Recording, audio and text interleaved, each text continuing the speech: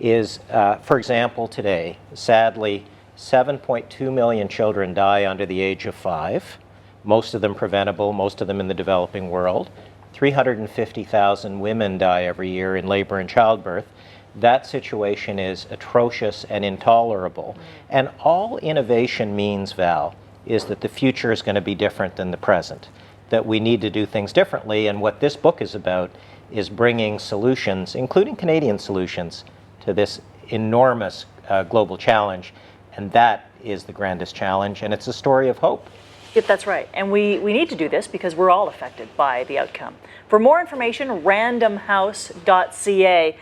Once you start reading this book, you are not going to want to put it down. It is the grandest challenge. Get it today.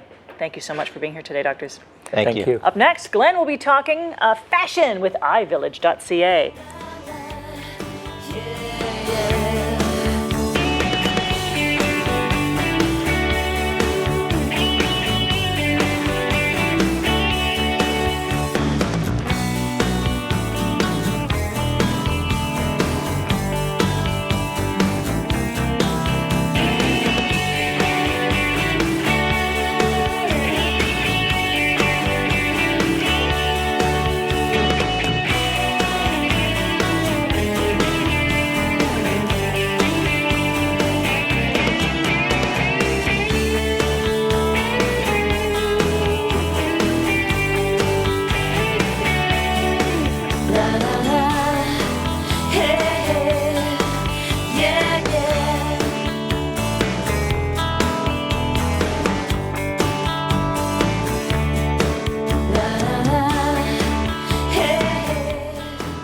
Well, we've all seen her. We all know what she's about, Kate Middleton. And everybody wants to dress like Kate Middleton. Well, with me today is the style expert from iVillage.ca, Sarah Francis. Welcome to the show. Thank you very much. So Kate Middleton, she is the Raj right now. The Raj, she is. She's everywhere. And the great thing about Kate Middleton is that she started out as a fairly ordinary girl. Right. She had that fairy tale wedding to Prince William. And now everybody wants to look like her, and she kind of went from being a nobody to being in the spotlight and being thrust into that sort of position of being a style icon, really. And she's gotten a lot of flack lately because she is kind of seen as that style icon. So a lot of people are kind of, really criticizing her, checking her out. But it's undeniable the fact that she's always sophisticated, always glamorous, and really, truly ladylike. So I think that's why people really want to look like her. So what is it about her style, would you say, the number one thing about her style that makes her such a style icon? Well, I think what it is about Kate is that she's always put together. So whether she's wearing a dress or jeans or flats or heels, she always looks perfectly polished and perfectly sophisticated. And she just is always thinks about all the little details. She's not obsessed with trends, but she follows them. Right. And that's kind of the nice thing. She's not super trendy, but it's very attainable for the average woman. And I think that's the other thing that's quite appealing. Now, you brought some looks with you today. I did, that will yes. really clearly identify that look. Definitely. So that anyone can incorporate into their wardrobe. Yeah, and that's the great thing. So all the looks that we're going to show today are extremely affordable. Okay. Which is number one. Number one, So it's kind of that whole high street thing. So nothing is designer. So we can all get it, and it incorporates all the kind of looks that Kate really seems to go for. Okay, great. Let's get started. I'm dying to see. Great. So our first look here is Montana. Wow. Hi, Montana. You're beautiful. Wow. Gorgeous girl, and she's wearing great tweed pants. This I love that amazing jacket. I love pop that. of color, and we're really seeing a lot of mustard this year, and Kate really goes for those cobalt blues and those greens and those reds, and she really embraces color, which I think is quite important for any woman really who has a very neutral wardrobe. All you need is a little pop of color. This jacket's $79 from Old Navy. And she's got a cute little clutch there from Aldo, which is $50. And this is a perfect look for a career, for work. You have your basic tweed pant, a little skinny belt, a great white shirt, which most women have in their wardrobe. And then that's really all it takes. She's got the loafers. Penny loafers are back in a big Are they? way, Oh, those are great. Kate really loves. We don't have any pennies or euros in them right now, but they're very, very chic and very, very ladylike, which is what Kate really goes for. And if you'll notice, Montana has one of the replica Kate Middleton rings, which are $15 at Aldo Accessories. Oh, wow. Rare. Yeah, bling, very, very sparkly, which is always nice. And you can wear sparkle for a day, whether it's a fake ring or a real one. Just that little hint of sparkle always adds a little bit of interest. Well, costume jewelry has taken a whole new realm now, right? So it's not seen as a bad thing. It's actually seen as a good thing. And Exactly. If you've got the right stuff, it looks beautiful. Yeah, I love that jacket. And I love that jacket. Basically because it's not a lot of money, because that for an That's and it. it's not an investment piece, but you can still have that great look without spending a fortune. That's exactly it. You really don't have to spend a lot on pieces like that, and it's that classic peacoat shape, which is always nice. Beautiful. Thank you. Our next model here, we have Erica. Hi, Erica. And this is kind of classic Kate. She loves her skinny jeans. Yep. And they've really become a staple in most women's wardrobe. We're kind of seeing that jeans are kind of going more into the flares a little bit, but underneath boots, skinny jeans are still the way to go. And these are actually J brand jeans, which the Bay is now carrying nationwide at select stores. But it's just a great stretchy jean, a staple in any woman's wardrobe. And you can pair that with really anything, with flats, with little ballet flats or little flat loafers, or of course these great lace-up riding boots. And it's just a super easy look to pull It's a off. great look, and a casual sweater. I know, we've got a few more looks to see, right? But Yes, thank you very we do. much. Thank you very Thanks much. It looks so much. beautiful. Yeah, I think that does. I love those lace-up boots, by the way. Well, they look like a lot of work, but really they're not. I mean, they have a little zipper on the inside.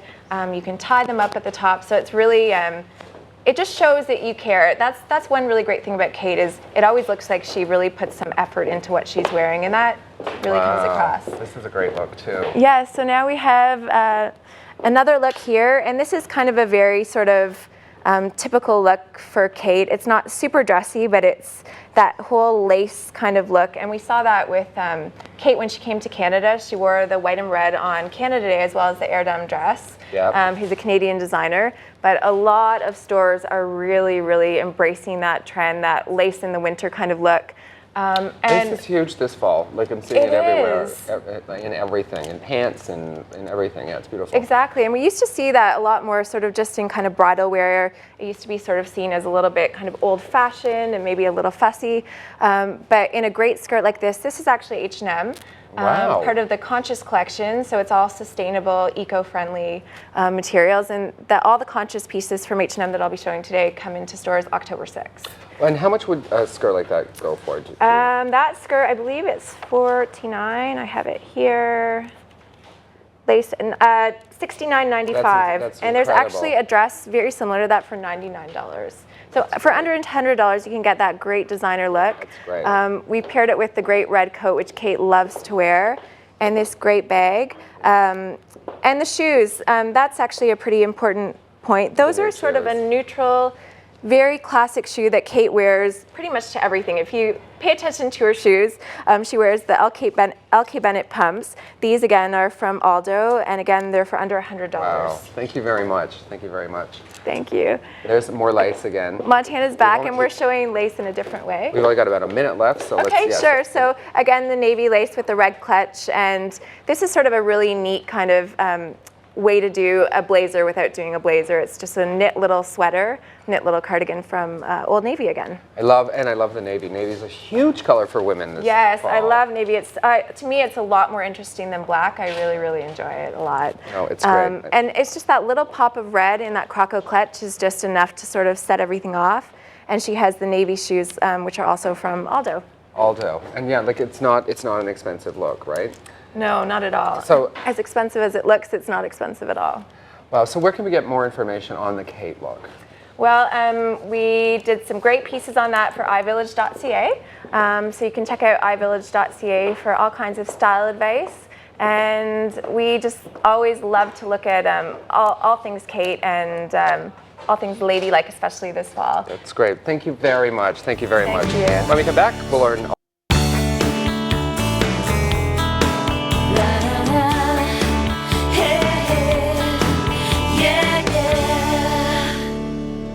Schools Schools Without Borders has been named one of Canada's top 10 charities. So I'm thrilled to have the Executive Director of Schools Without Borders with us, Kim Crosby. Congratulations. Thank you so much. How does a charity win such a designation? I think it's a great combination of the incredible people that we work with as part of our team. We work with over 30 groups locally and over 20 groups internationally. So I would say that I wouldn't take credit for it, and I would absolutely give it to all the wonderful people that we work with on the ground. Give us a sense for anyone who doesn't know what Schools Without Borders does. It kind of says it in the name, but give us more details. Absolutely. We work in alternative education. So we work with alternative community-based educators locally in Toronto and also internationally. So by alternative, do you mean homeschooling and that sort of thing? We mean that people who are doing environmental education with young people, we mean people who are doing media education, people who are doing cultural arts and heritage-based education, people who are doing civic engagement. A lot of the things, fundamentally, Schools Without Borders are for the things that happen outside of the classroom. Cool. Yeah. And you take that wherever you go, which Exactly. is all around the world. Yeah, and we connect with partners in communities who are working in Brazil, in Kenya, in India, who are doing really incredible education work with a lot of the young people who end up being marginalized or left outside of traditional schooling systems, to ensure that they're really engaged and the work that they're getting able to do is really leadership based, and it's really driven, it's really exciting, so they're not just being given really basic opportunities, that they're really given the opportunity to succeed and thrive in a whole host of different You took the words right out of my fields. mouth. Thriving. Because Definitely. just because a child is poor doesn't mean they're not smart. And that they Exactly. don't have something wonderful to share. Exactly, and these young people, they raise their whole families. They work 2 jobs when they're in high school. They are able to do so much, and so we really want to honor their incredible dedication and tenacity and give them opportunities for education that work within the lives that they have. Why do you think it's important that we as human beings receive education outside the classroom? Well, I think that the school system that we have does a lot of really incredible work, but it doesn't work for everyone, especially for young people who don't have access to a different economic status. And so we really want to make sure that school is something that works within the communities that they come from, and is also able to provide them with a lot of really concrete needs, especially as post-secondary education becomes more and more out of reach for a lot of people. We really want to make sure that young people are able to develop the skills that are necessary to work, whether they want to work in a corporate setting or whether they want to work as a filmmaker or whether they want to work on television. We want to make sure that there's a really broad diversity of young people who are ending up in those situations. So they don't necessarily have to go through a college or a university system to already have the skills they need to work in these places that they Exactly. want. Brilliant. Exactly. Can you think of specific examples where what you do has really paid off? Yeah, we've actually, I've been doing this work for about 12 years, working in this sector, and we've gotten to see young people grow up from situations coming out of prisons or coming out of situations that are really difficult in terms of their home lives, not necessarily having stable family lives, coming out of foster care, and ending up in positions where they're running organizations educating people in their own communities. So myself included, everyone who's in a position who is running these organizations has actually lived the experience of being in their communities and really knows how to work and outreach within their own community, which is so valuable in terms of inspiring other people to keep doing that work. That's fantastic. And you're packing your bags. Yes. You're going somewhere exciting. Tell me about that. Yes. So next month I'm going to be connecting with one of our partners in Kenya, Safe Spaces, and they do incredible work. They do alternative education with young women living in the slums in Mathare, and it's over 100 young women who are in the program who do a lot of different life skills work, from yoga to carpentry to basketball. And what has been really exciting is over the past few years we've been able to support